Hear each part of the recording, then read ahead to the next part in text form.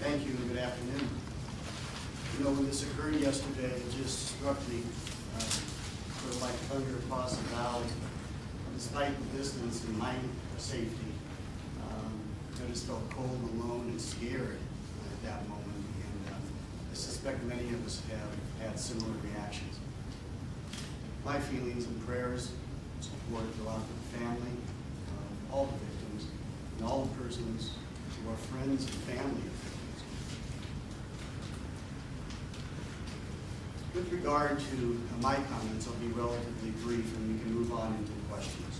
I want to say that Nebraska has had in place for some time a behavioral health all hazards response plan and team that sprung into action last night and is coordinated by Region 6 Behavioral Health Services in conjunction with a variety of partners, including the Red Cross and other members of the private, nonprofit, and public agencies.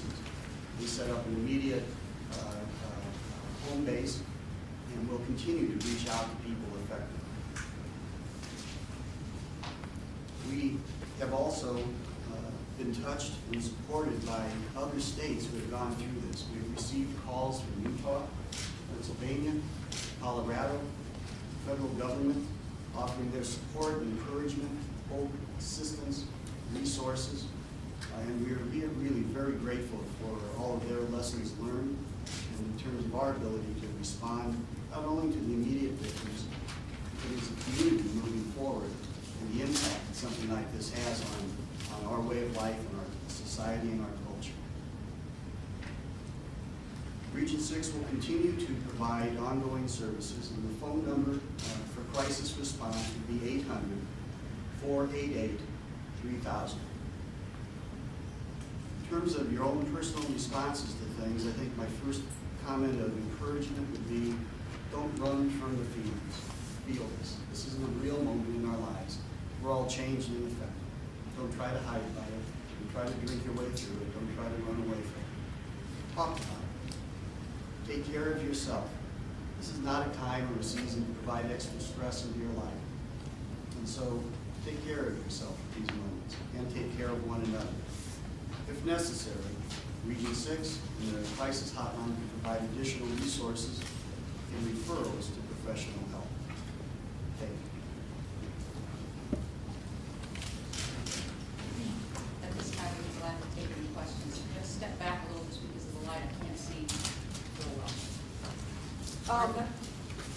The court records show that in 2005, in May of 2000, or actually this is May of 2006, that the court ordered him to residential treatment and to the care program. Can you tell us something about what that placement was and what that care program is? Be happy to, Martha. The CARE program is a specialized program in Sarpy County. It's run by the county there that provides services such as electronic monitoring, some day services, day reporting services, and things of that nature, primarily geared towards youth who have been either adjudicated or have agreed to services through the juvenile court. And so that is the CARE program. It is in Sarpy County and is a service that is utilized by the court as well as by DHHS and OJS. And the residential treatment at that point in time, where was that? At that point in time, Robert was still, according as shown on the timeline, and placed in his father's care and in the CARES program. Court records do not have detailed information about other services that may have been provided, so I'm not at liberty to be able to share those. But at that time, he was placed at home with his father and was active in the CARES program, as you correctly pointed out. Todd, without getting specifically into his health issues, can you describe generally what types of treatment these different facilities are for? Piney Ridge, Cooper Village, just maybe drug treatment, or what occurs? Each of these types of facilities offer different types of treatment based on the individualized need of the youth. So services at residential treatment facilities in general, and again, I appreciate your comment about our inability at this point to share specifics about treatment. But in general terms, the services that can be provided could include substance abuse treatment, mental health treatment, behavioral health treatment, as well as other specialized treatment that's indicated for the youth. That's true for all residential treatment facilities that we contract with, both in-state and out-of-state. Group home facilities are, in general, a less restrictive form of care and would be available for those youth who no longer need the higher level restrictions that are in place in a residential treatment level of care. So group home would be a step down, if I can use that term, as far as the level of restriction, but it would continue to offer services related to those areas that I talked about before, whether it be substance abuse treatment, mental health treatment, or other forms of treatment. And then, if I may, agency-based foster care is obviously you may be able to tell by the name, family-based foster care within the community. A quick follow-up. One, did any of these treatment centers provide just one of the type of services you described?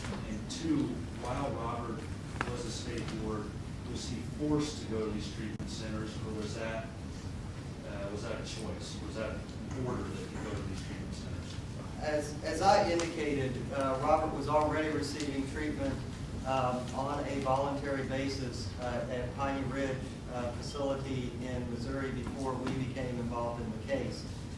Once a court jurisdiction takes over, then those court orders are required for both the youth and the family to complete.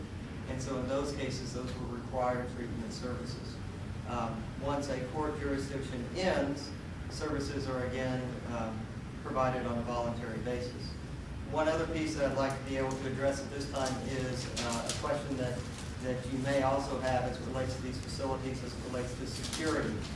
And for these residential treatment as well as group home facilities, these are staff secured, they are secure facilities. However, they are not full lockdown facilities as you might, if you want to compare that, for example, to a jail or a correctional facility. So while they are secure facilities, they are not complete lockdown facilities. The petition that put him in state custody, was that the parents' petition or who makes that petition? The petition in the separate juvenile court for Sarpy County was a petition that the Department of Health and Human Services contributed to. We contributed an affidavit to that petition that was filed by the county. In this case, I can share with you that in the affidavit that is part of the court record, the child is named as being placed at Piney Ridge Center on May 18, 2002 due to homicidal threats toward his stepmother.